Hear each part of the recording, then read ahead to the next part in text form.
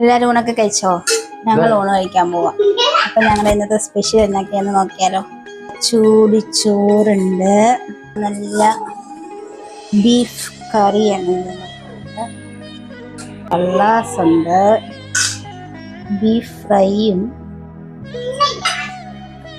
ഇതാണ് ഞങ്ങളുടെ ഇന്നത്തെ സ്പെഷ്യൽ. ഞങ്ങൾ ചോറിനാൻ പോവുകയാണ്. ശർക്കര തിരടിച്ചിട്ടുണ്ട്. അതിന് മോളെ കഴിച്ചിട്ട് എങ്ങനെയുണ്ട്?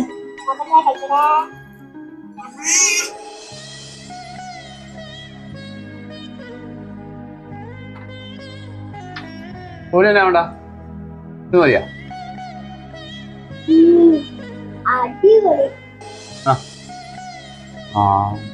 ചെറുക്കും അങ്ങനെയൊന്നും കഴിക്കില്ല. ചെറുക്കൂന് അമ്മ വാരി കൊടുക്കും.